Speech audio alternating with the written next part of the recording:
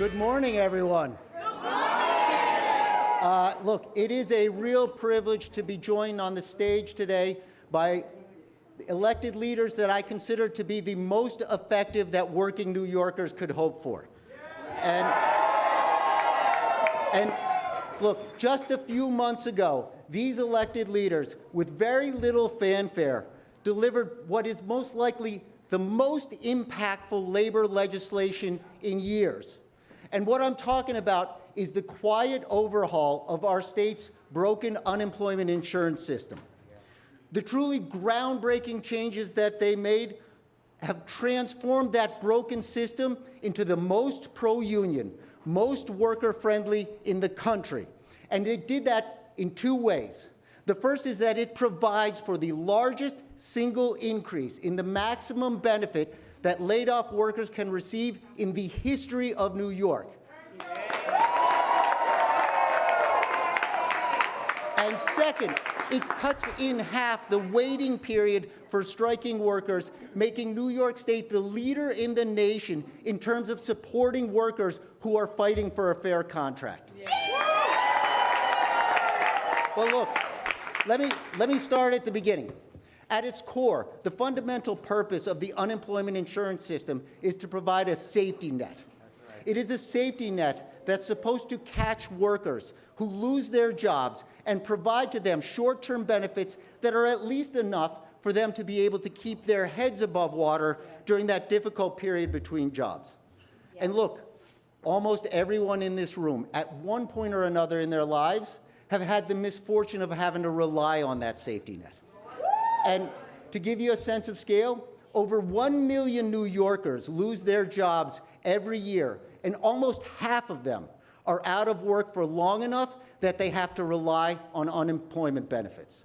And that problem is particularly acute in seasonal industries like the hotel industry, where fully 1 in 6 of our members are laid off for some period each and every year.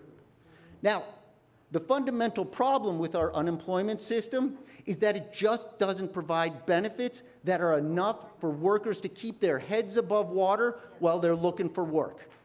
Look, and that is because in New York, that benefit is capped at just $504 a week. And if I could quote Governor Hochul from a few weeks ago, that's bullshit, right? Look, the average rent in New York City is between $3,500 and $4,000 a month.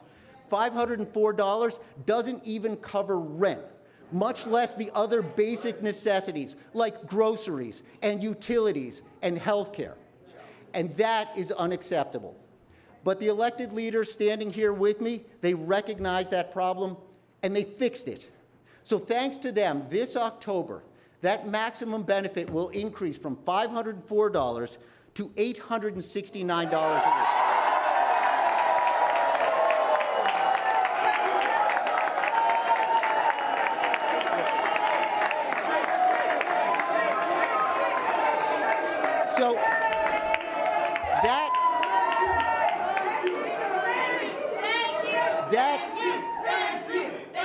So that is. Thank you. So that is an increase of almost 75% and the largest increase in the history of our state.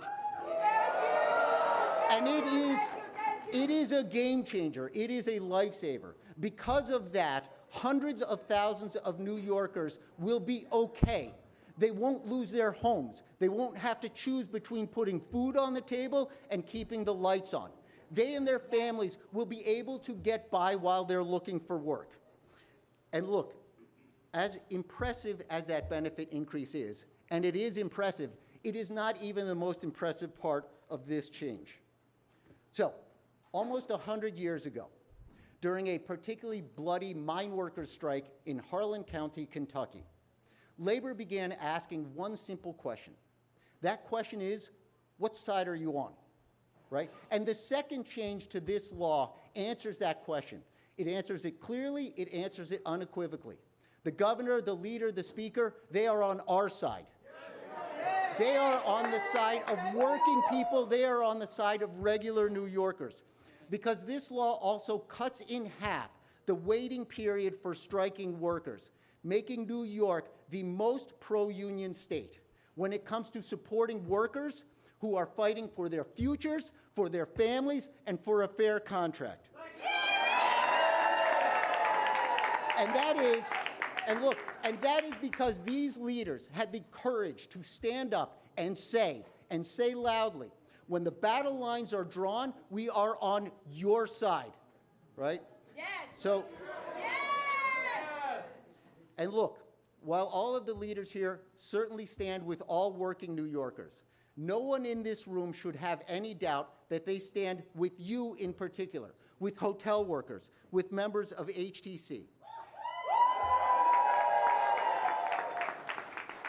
Because everyone here was determined not just to enact this law, but to enact it now. Because they were fully aware that exactly 1 year from today, our citywide master contract expires.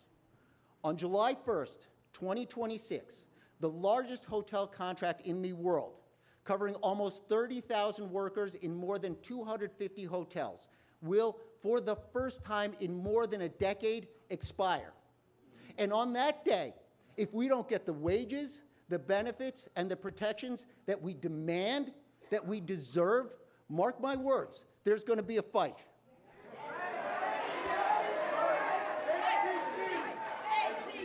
And look, we're ready. We've been preparing.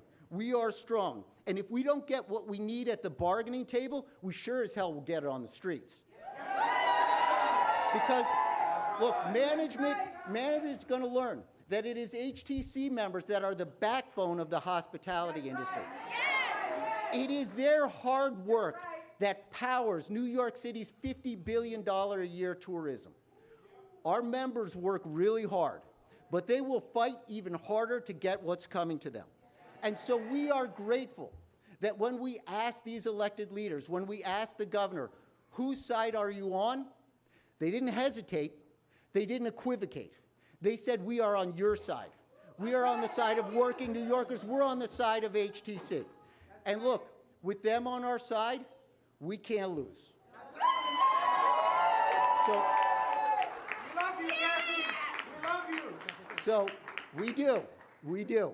And it is now my pleasure and my privilege to introduce someone who I consider to be the smartest, the toughest, and the most principled elected leader that this state has ever seen. Someone who is a true champion for working New Yorkers, someone who is a real friend to the Hotel Trades Council, and someone who was a driver behind these groundbreaking changes, because without her grit, without her determination, without her ingenuity, none of it would have happened. So it is my pleasure to introduce our governor, Kathy Hochul.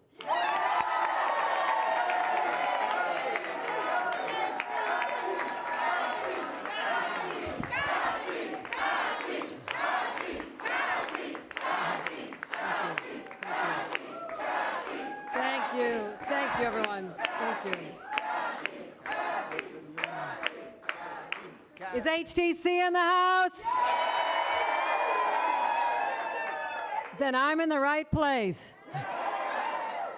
So great to see a group of people who understands the power of leadership. And in Rich Morocco, you have the very best. He has been your, Rich.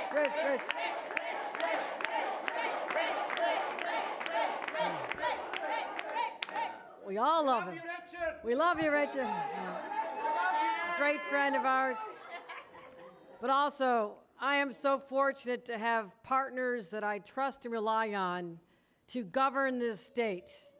And I want to tell you about Carl Heastie, the speaker.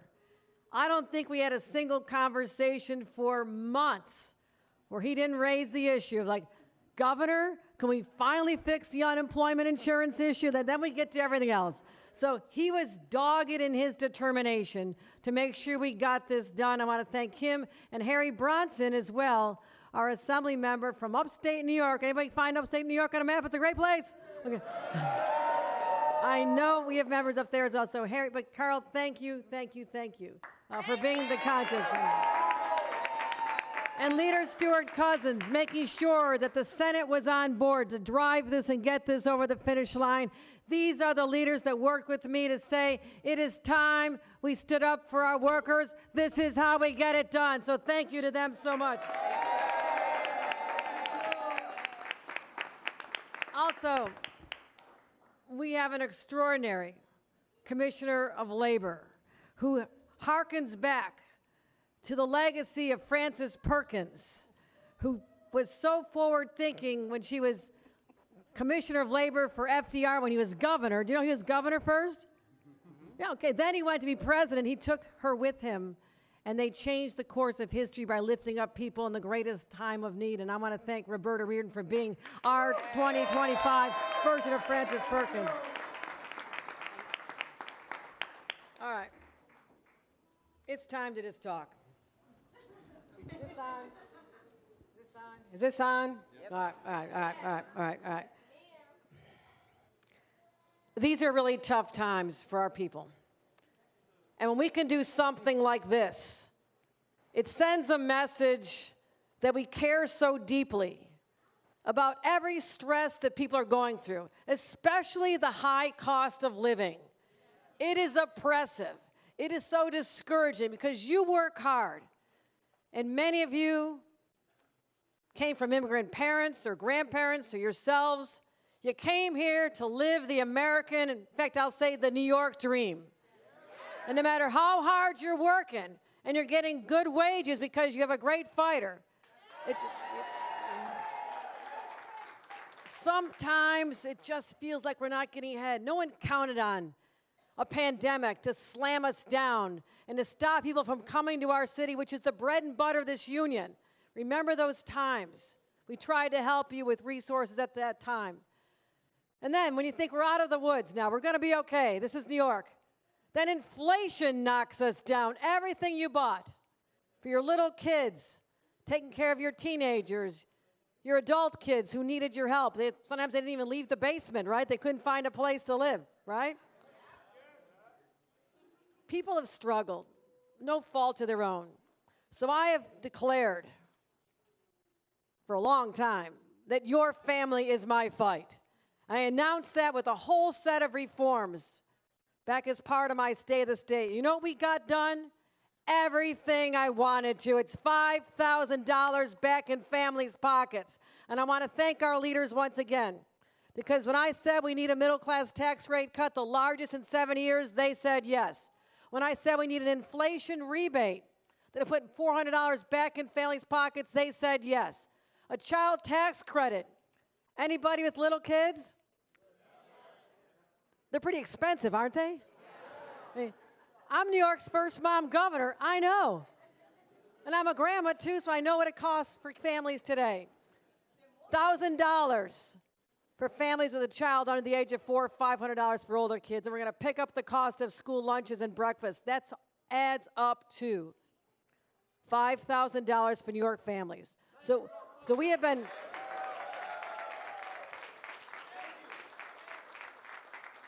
So we have been laser focused on affordability, and we're just getting warmed up. We know we can do more. When I think about our union men and women, now, we are the most unionized state in America, the most pro-union state in America, and I happen to come from the most unionized part of the most unionized state in New York, and that is Western New York, where everybody, we got a Western New Yorker out there? Really? Where are you from? All right, I'll know you're a real Western New Yorker if you say, go Bills. All right, I'll stop. I know, I'll keep that for the season. All right, let me get back on track. I am trying to unite upstate and downstate. There are 3 teams, couple placed somewhere else, but okay, we'll work on that. But it's in my blood because Grandpa was a very poor immigrant who lived in great poverty, worked as a migrant farm worker himself, came to Buffalo to make steel with his hands. My dad did the same. His brothers did the same. My next-door workers worked at the GM plant. So it is in my blood to fight for working men and women. And when I know there's something that happens periodically, because I've been on so many strike lines, then people need to strike for better wages and conditions, that first of all, to wait 3 weeks for those benefits to take effect, that's a long, hungry time for your family. Long time. My dad was on strike when we were little kids at the steel plant. His parents tried to help him out. They struggled. I remember him telling me this. I didn't know this story until much later in his life. So families suffer when the parents are out there fighting for good wages and benefits. We can't let that happen. It's now 3 weeks down to 2. We made that happen for you. But to think, because there was this huge debt owed to our unemployment system, and I want to give everybody give another round of applause to Roberta Reardon, who made sure that checks went out during the pandemic.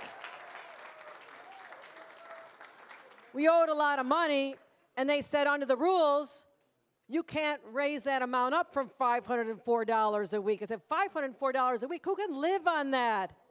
Nobody. Nobody. I said, well, why aren't we able to raise it? Well, you have to pay down the debt. All right? So we have this reserves. It's going to be $7 billion that we shift from here over here to pay it out. That's a lot of money. I worked hard. I said, I'm saving that for a rainy day. And all of a sudden, I declared, it's raining. It's raining. It's time to make sure that if people are on strike or unemployed, lose their jobs, $869 a week. That's how we lift people up. And I'm going to continue because we have a long road ahead, but I'll tell you, we're all New Yorkers. There's nobody tougher than us, right? We are strong, we're resilient, and all these policies out of Washington, scarier than hell. Talk about the hotels losing business from the Canadians. It's hard to blame them because they were insulted by our president, right? We're trying to win them back. I was up in Elise Stefanik's district Friday, meeting hotel owners up there and small businesses and people in the restaurants. They're going to be starving because the Canadians used to come over. They're our friends, they're our neighbors. They used to spend weekends here in New York City staying at your hotels. And now they're saying we're not coming. The president needs to reset that relationship now. Let them come back. Fix that relationship now. And we're on a high. We're having a good time. This is New York. But if those bills that you hear about, the big ugly bill that is being worked on by the Senate right now to give tax breaks to millionaires and billionaires out of your pockets, that is going to be devastating for people on Medicaid and people who need the support for child care and SNAP benefits. My gosh, so many families rely on this. So I'm excited about what we can do here in New York, but we must continue to be the firewall to stop the insanity in Washington, say no matter what they do, we have your back here in the great state of New York. You can count on that. Thank you, everybody. Thank you. Let me bring up Carl Heastie, the man who helped make this happen. Carl Heastie.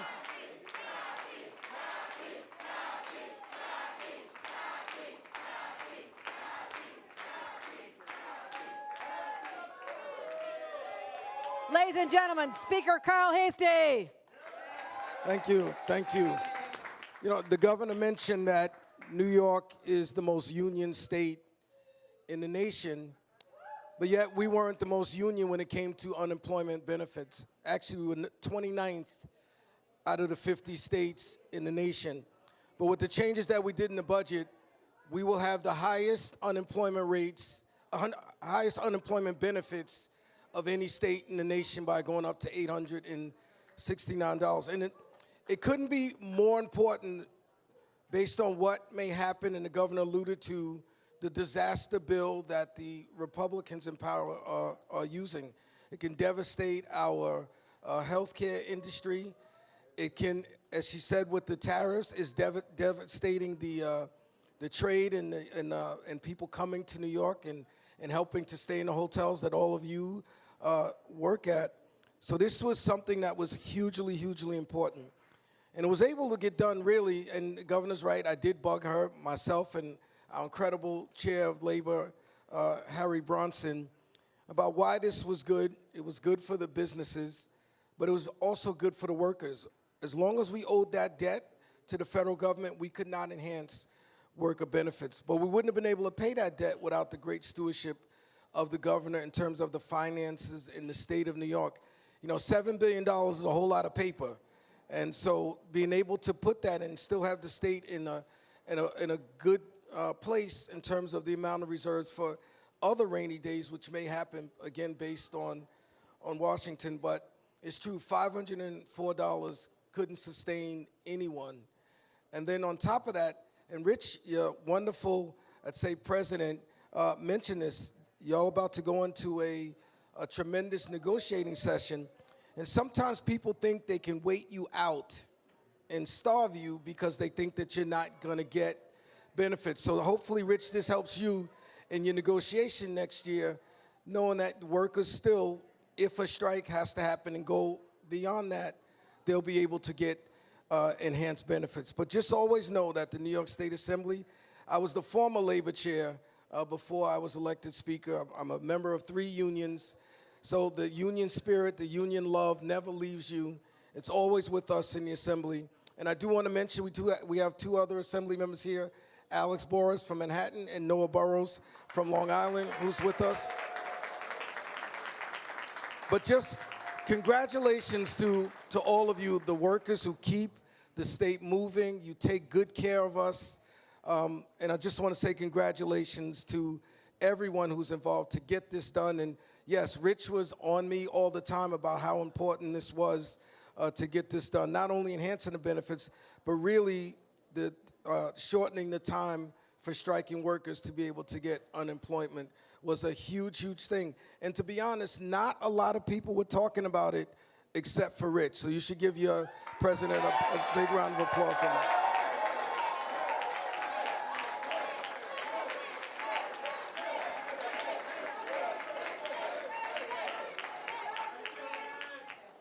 Yes, we love you, Rich. So now it's my honor. You know, I often tell people governing New York it's a tripod. We have our great governor, you have the assembly, and then we have a wonderful partner in the New York State Senate, but is led by an extraordinary, caring woman and our amazing majority leader, Andrea Stewart-Cousins.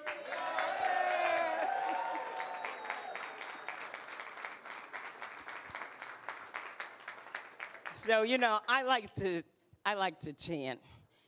And I love that when we fight. When we fight. One more time. When we fight. All right. Okay.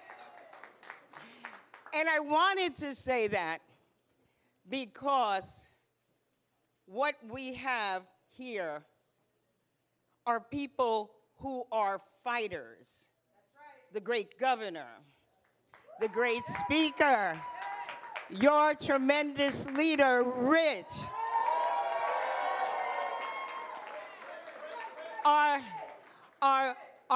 commissioner, our legislative family.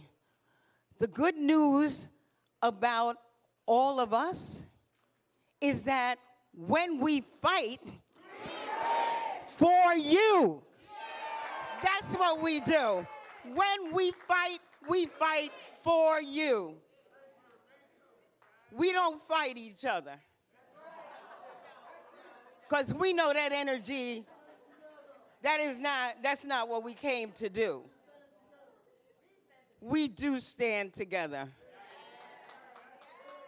And I want to say that I couldn't be happier than to stand with labor in this moment where working people are being told on a national level that you really don't matter, that we don't need unions, we don't need to raise a minimum wage on a national level that's $7.25. We don't need to do that. And by the way, by the time they get through with this bill, we won't have health care for so many people, millions of people. New York is rowing against that tide. We know that you are the backbone of our economy. You are the backbone of this great city and this great state. And we also know we are leaders. And in order to do that, we've got to work together.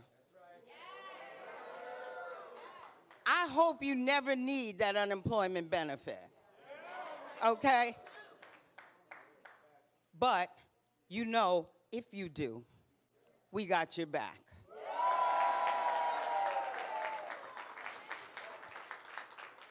I want to thank my chair of labor, Jessica Ramos.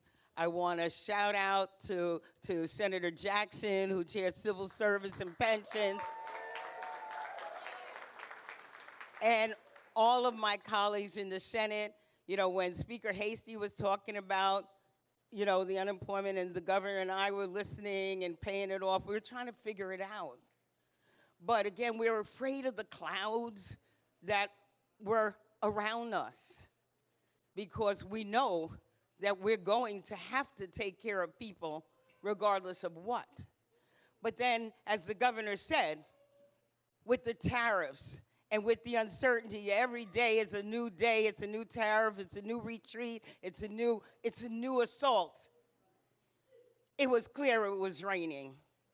We didn't want it to continue to rain on our businesses that support so many of our local communities, that support the workers, that support their families, that support our economy, that support us. So we will be that umbrella. When that rain comes, this team and you will be that umbrella. So thank you so much.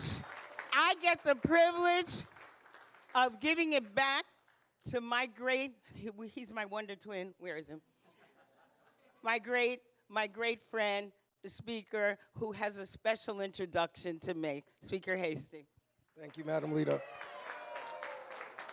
You know, there were so many things we discussed in the budget, and the governor mentioned many of them, trying to put more money back into the people of the state of New York and just make things a little more affordable. And oftentimes during the budget, we have negotiations and we come to conference. And as soon as I saw that Harry Bronson put his name on the list to speak, I knew the first thing Harry was going to say is, what are we doing to retire the unemployment debt so we can enhance the benefits for workers? Harry could have just worn a sign on his forehead, because he said it every single time we went to conference.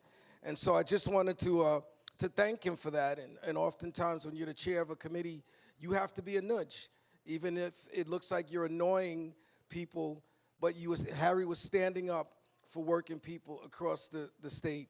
And so I want to bring forward our great labor chair, Harry Bronson. Thank you, Speaker. Thank you so much. Rich, first of all, I want to thank you for, one, hosting us today with your members, all you brothers and sisters of HTC. But also I want to thank you for your leadership to make sure that we increase unemployment benefit and to make sure that we reduced the striking time in case you have to go strike. So give it up to Rich.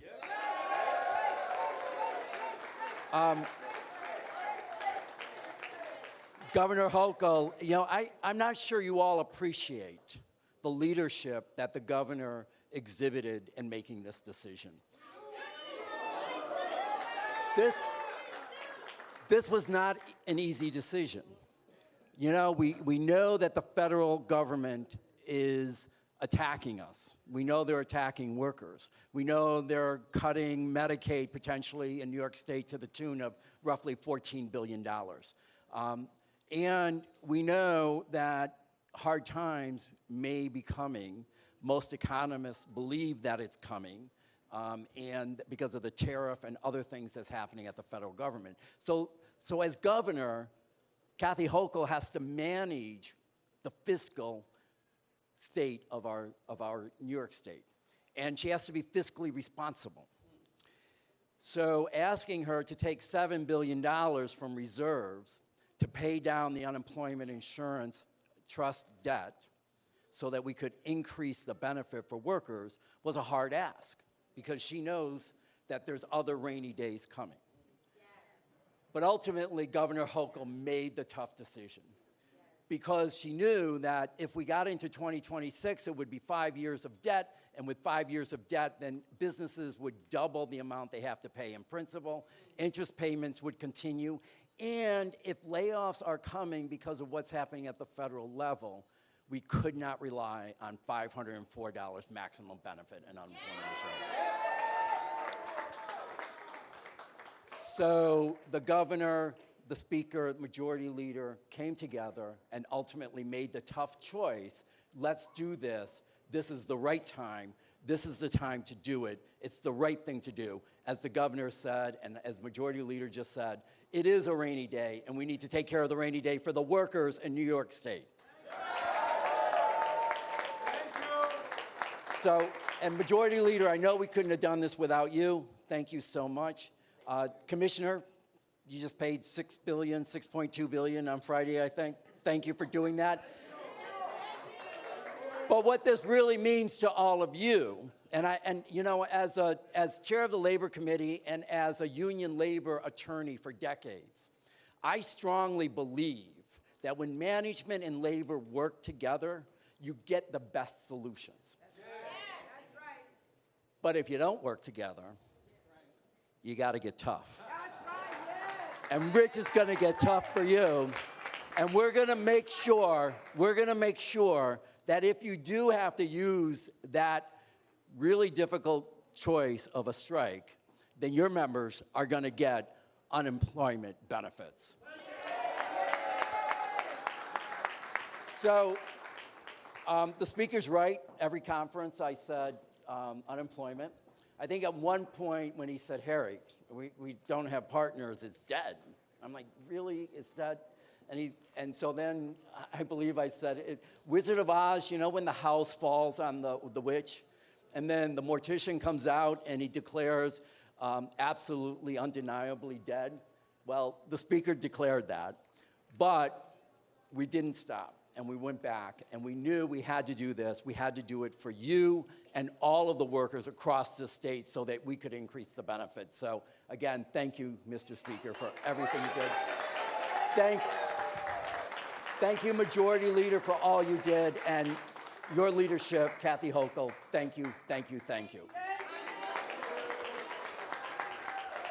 And it's my honor to announce the next person who is one of your own. Brother Kevin McQueen, HCC member, restaurant server at Hyatt Centric Wall Street. Kevin. Good morning. Good morning. Welcome, everyone. My name is Kevin McQueen, and I am a proud HCC member and a parent of two. I am so happy to be here with all of you, and most of all, I'm happy to be here with our champion, our Governor Hochul. We all know how important it is today, insurance. But I want to talk a little bit about my personal life during the pandemic. I was laid off and spent almost 2 years without working, barely able to pay rent and put food on the table, or could provide a stable stability for me and my family. I want to thank everyone for that. Thankfully, I found a job as a server at Hyatt Centric, because I know I would not be able to live on unemployment in New York City.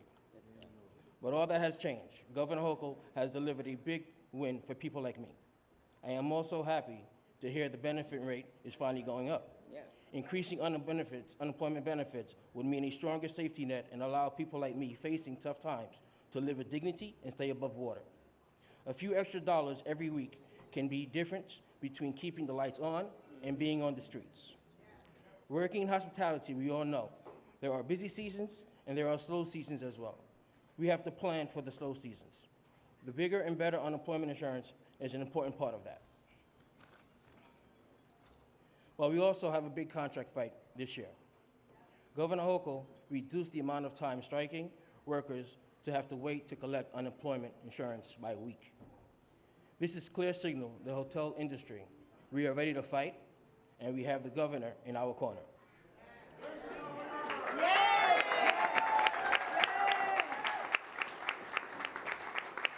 I want to thank you.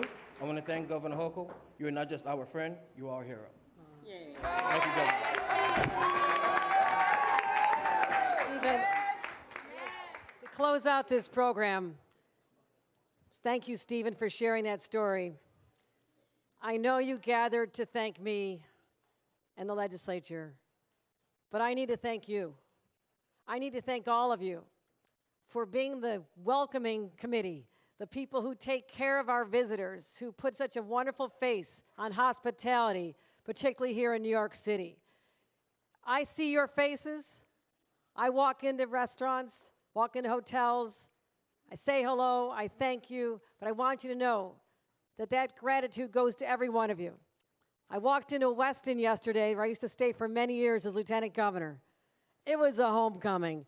I knew all their names. I asked about the kids, the people who used to check me in, and people would come up and clean the rooms. People just made me feel part of the family. So don't underestimate the power that you have to make people love New York. Because of that, I love all of you. Thank you very much, everybody. That concludes our program. Thank you all for attending. If our guests can please exit through the back where you came in, that would be excellent. Press gaggle will begin shortly.